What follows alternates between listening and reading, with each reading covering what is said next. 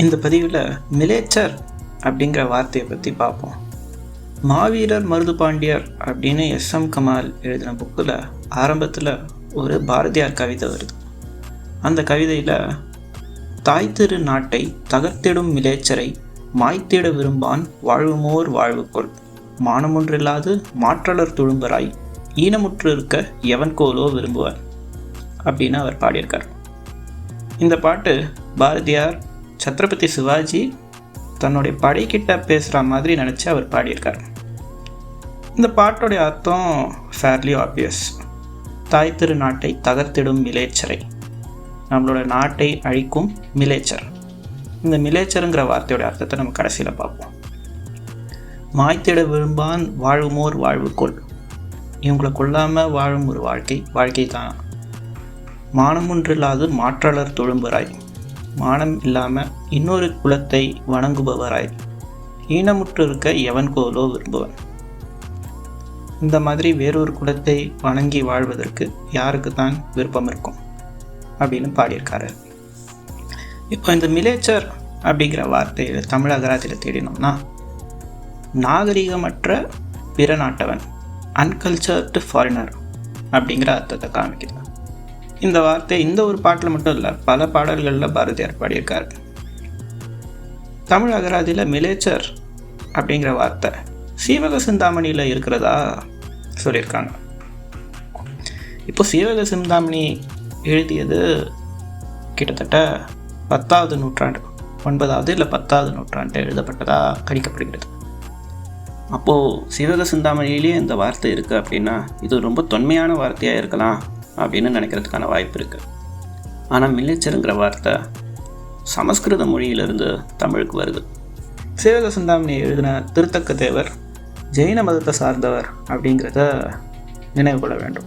ஜெயின மதத்திற்கும் சமஸ்கிருத மொழிக்கும் பிணைந்த ஒரு வரலாறு. ஜெயின மதத்தோடைய மூதாதையர்கள் சமஸ்கிருத மொழி மாதிரியான ஒரு மொழியை தான் பேசியிருந்தார்கள். சீவக சிந்தாமணிலையும் மிலேச்சருங்கிற வார்த்தை வெளிநாட்டவர்கள், ஃபாரினர்ஸ், அவங்கள குறிப்பிடுறதுக்காக தான் பயன்படுத்தியிருக்காங்க. சில வரலாறு ஆய்வாளர்கள் மிலேச்சா அப்படிங்கிற வார்த்தை எப்படி இந்திய மொழிகளில் வருது அப்படின்னு ஆராய்ச்சி சொல்லியிருக்காங்க.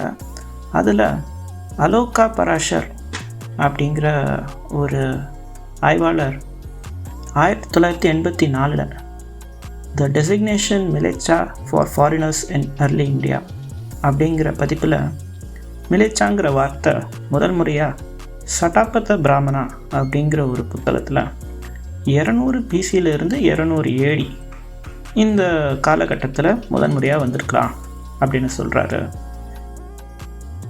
அந்த காலகட்டத்தில் இந்த வார்த்தையை அன்இன்டெலிஜிபிள் ஸ்பீச், அதாவது புரியாத மொழி அப்படின்னு குறிக்கிறதுக்காக பயன்படுத்தியிருக்காங்க.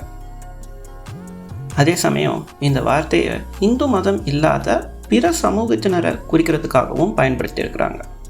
சிந்து சமவெளி சமுதாயத்தை கூட மிலேச்சா அப்படின்னு தான் குறிப்பிட்டிருக்காங்க. இப்போது அஸ்கோ பர்போலா அப்படிங்கிற ஃபின்னிஷ் ஆய்வாளர் என்ன சொல்கிறாருன்னா, இந்த மிலேச்சாங்கிற வார்த்தை சிந்து சமவெளி மக்கள் பயன்படுத்திய மெலுஹா அப்படிங்கிற வார்த்தையிலிருந்து தான் மருவி வருது அப்படின்னு அவர் சொல்கிறார். சிந்து சமவெளி மக்கள் கிட்டத்தட்ட 2000 BC-யில் இருந்தவங்க. அவங்க புரோட்டோ டிராவிடியன் அப்படிங்கிற மொழியை பயன்படுத்தியிருக்கிறாங்க. இந்த புரோட்டோ டிராவிடியன்கிறது தமிழ் மொழியோடைய அப்பான்னு வச்சுக்கோங்க. அவங்களுடைய மொழியில் அவங்களுடைய இடத்த மேல் அகம் அப்படின்னு அவங்க சொல்லியிருக்கிறாங்க. அதுதான் மருவி மெலுஹாவாக மாறியிருக்கு. அந்த மெலுஹாவிலிருந்து தான் இது மிலேச்சாவாக வந்திருக்கும் அப்படின்னு அவர் சொல்கிறார். அதாவது இந்த வார்த்தை முதல்ல தமிழ் வார்த்தைன்னு நினச்சி, அதுக்கப்புறமா அது சமஸ்கிருதத்துலேருந்து வந்திருக்கும் அப்படின்னு நினச்சி, அதுக்கப்புறமா அது தமிழ் குடும்பத்தில் இருந்து தான் சமஸ்கிருதத்துக்கு வந்திருக்கு, அதுக்கப்புறமா மறுபடியும் தமிழுக்கு வந்திருக்கு அப்படிங்கிற மாதிரி இருக்குது இந்த வார்த்தையோடைய பயணம். எதுக்கு சொல்கிறேன் அப்படின்னா, மொழி வச்சு யாராச்சும் அரசியல் பண்ணுறத ஏற்றுக்கிறதுல அர்த்தமே இல்லை. மாறக்கூடியது தான் கலாச்சாரம், மறுவக்கூடியது தான் மொழி. வணக்கம்.